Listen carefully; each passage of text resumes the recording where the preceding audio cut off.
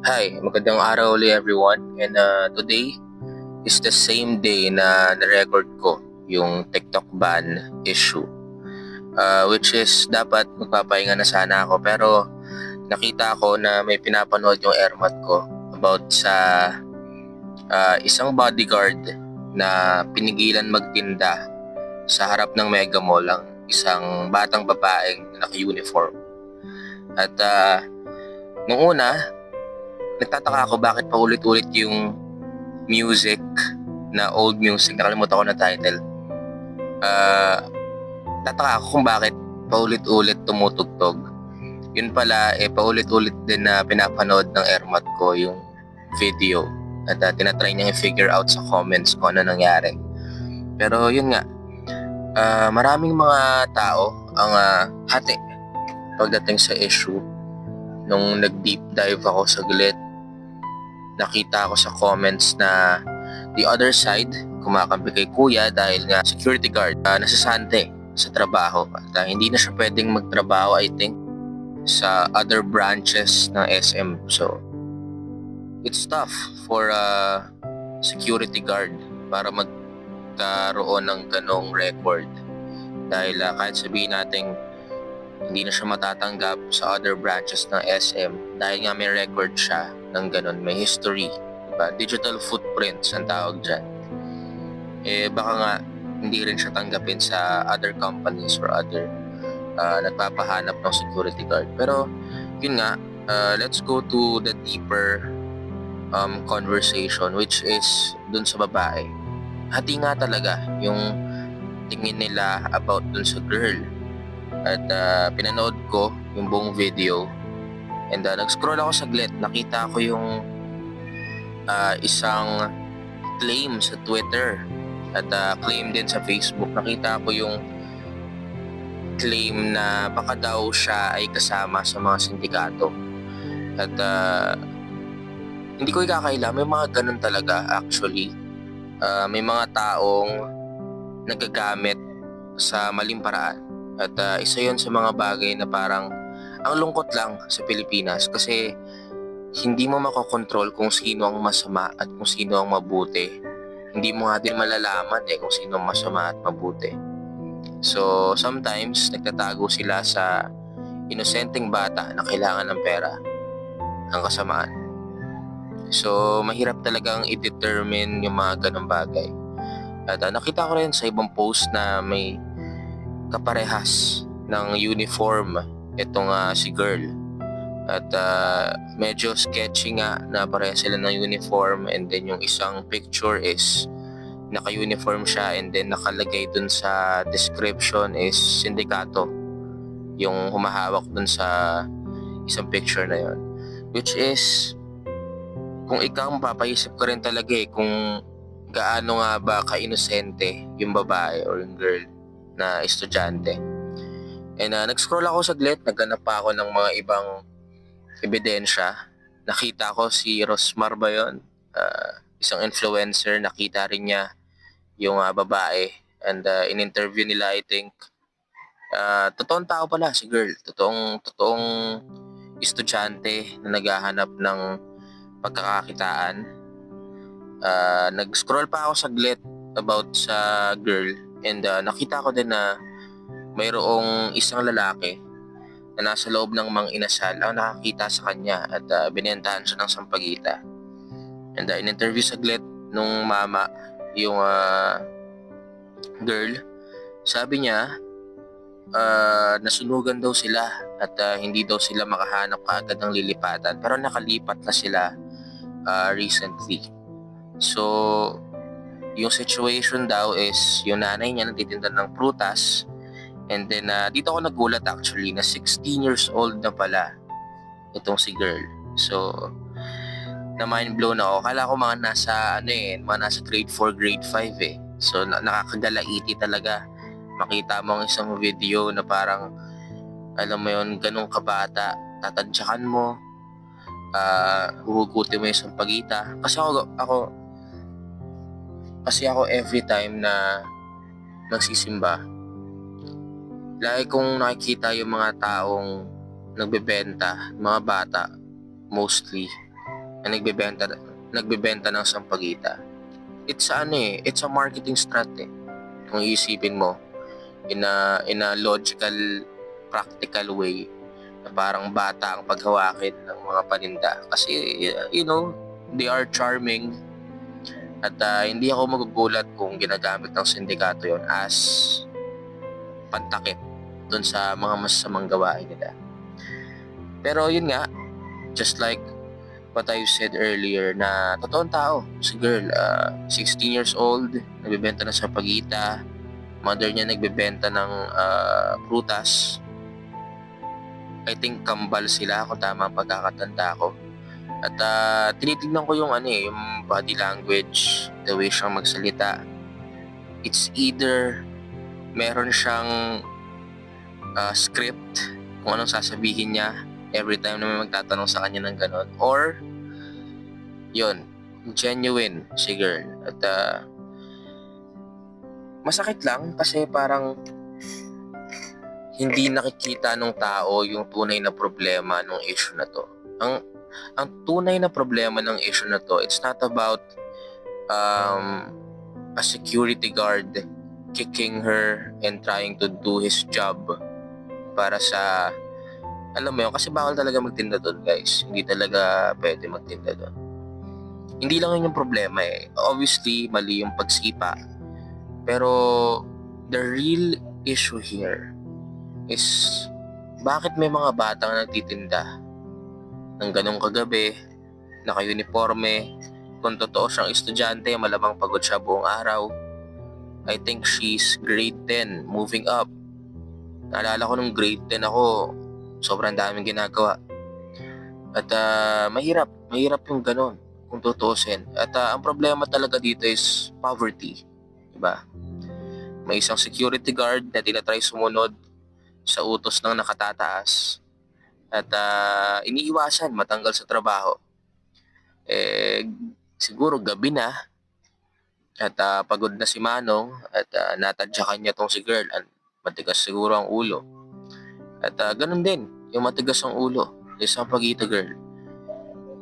Kung mayaman yung batang yon, wala siya doon. And that's the real problem. Kung may kakayahan ng magulang, hindi na mayaman eh. Kung may kakayahan ng magulang na buhayin ng anak, kung hindi problema ang poverty sa bansa, walang ganun sa kalsada. So imagine if we just fixed the system, walang isyong ganito. Walang security guard na desperadong sumunod sa utos, at walang estudyanteng babae na desperadong magtinda sa kalagitnaan ng gabi. Diba? Parang sobrang sad. Sobrang marirealize mo na lang kung gaano kahirap ang mundo, ang realidad ng buhay. At yun, at the end of the day, kung hawak man ng sindikato or hindi, she's still a child. Sana huwag niya siyang i-blame kung nagpagamit siya sa sindikato. Malamang she has no choice. Diba? Hindi kasalanan yon ng isang estudyanteng babae na first of all, hindi naman niya ginustong mapunta sa mundo, pero it is what it is. Diba? At the same time, salute kay Manong si Q for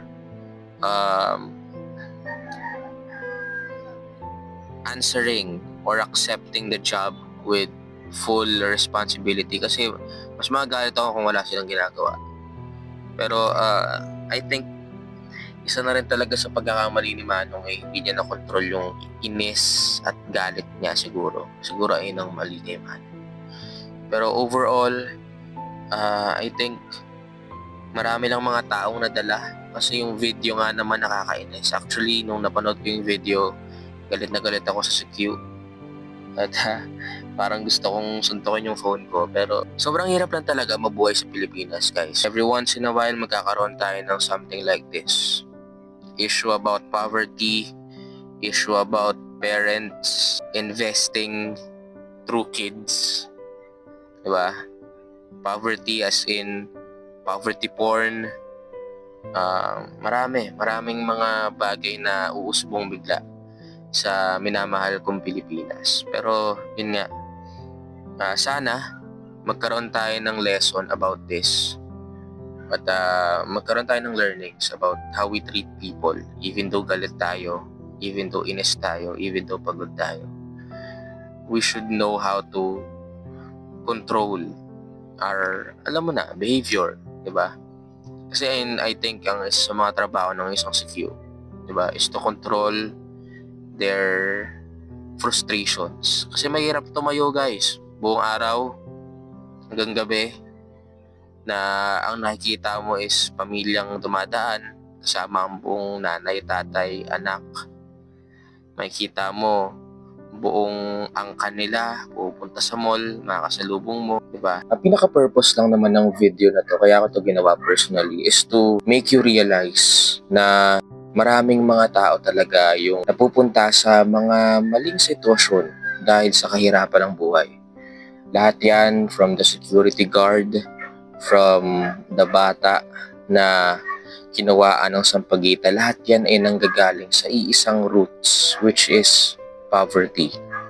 And paulit-ulit ko sinasabi sa inyo, and the conclusion lang naman ng video na to is yung makita natin yung ano ba talaga yung problema sa sistema natin na umaabot sa mas marami pang ganitong mga bagay or mga ganitong situation na I promise you na mas marami pang mga ganito ang mangyayari sa future.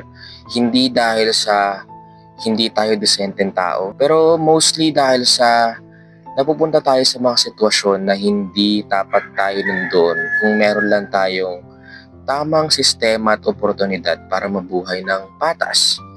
Ganun naman lagi since day one. May mga bagay na kailangan mong kunin ng pwersahan, may mga bagay na kailangan mong gawin. Hindi dahil sa kagustuhan mo, kundi dahil ito yung trabaho mo. At napakamalas ng both sides dahil na-expose sa rumors itong bata. Napakabata pa niya, 16 years old. Imagine, she is being looked at as a sindikato sa Twitter na parang hindi din fair sa kanya kung totoo siyang lumalaban ng patas sa buhay. Lagi ko itong sinasabi sa mga kaibigan ko na parang nagsisimula ang buhay sa level 1, nagsisimula ang buhay sa level 0, pwedeng magsimula ang buhay sa negative 1, pwede rin magsimula ang buhay sa level 23. Diba? Nasa sa atin na lang yun kung paano natin gagamitin yung mga armas sa buhay natin para makatawid dun sa mga levels na yun. And sadly, meron na naman tayong dalawang Pilipino na maybe magkaiba ng level pero nasa iisa lang na realm ng buhay, which is ang buhay ng kahirapan at realidad ng mundo. And marami sa atin yung pinagdadaanan to, diba? Simula pa lang sa pagising sa umaga, diba? Ang maingay na kalsada, pagtilaok ng manok, naririnig nyo may tumitilaok sa labas. Maraming mga ganun talaga na hassle. Hindi kagaya ng mga taong nasa upper levels ng buhay, maybe less yung pinagdadaanan nila. Pero nasa same lang tayo, guys. Nasa parehas lang tayo ng mundo na kinagagalawan. And nasa sayo yun kung paano mo gagamitin yung mga resources mo sa buhay. And sadly, may dalawang Pilipino na ginagamit lang yung resources sa kanilang buhay. Pero yun nga, yung isa nasasante sa trabaho dahil sa init ng ulo at pagsunod sa protocol na maybe itinawag sa kanya ng boss niya. And may isang bata ang naakusahan sa social media bilang isang sindikatong bata. Mahirap talaga yung buhay at hindi ito patas. Nasa sayo siya kung paano mo gagamitin, diba? At lalaruin yung bola ng buhay. And yun lang. Sana may natutunan kayo dito sa podcast na ito at hindi lang siya for the issue, hindi lang siya for the common knowledge, but it is about the deeper understanding kung paano ba tayo gumagalaw sa isang sistema na hindi maybe pabor sa atin bilang mga tao, bilang mga Pilipino. And lastly na gusto kong sabihin is ang tunay na mayaman, komportable ang buhay. Simple lang ang buhay para sa mga mayayaman. Pero ang mga mahihirap, ito ay komplikado. Kaya every time na makikita mo yung mga taong nagsasabing simple lang ang buhay nila, it means na ang mga tao na yun ay mayroong certain na kayamanan na. And lastly, gusto ko lang sabihin, ang sistema ay isa sa mga pinaka-problema ng bansa. Maybe wag natin tignan yung mga tao bilang mga karakter na nagkakamali na sinadya ng direktor para magkamali. Subukan mong isipin sila na mga karakter sa isang tunay na buhay na nagkakamali dahil may kanya-kanyang pinaglalaban, kanya-kanyang kailangan, kanya-kanyang pangangailangan, at kanya-kanyang buhay in general.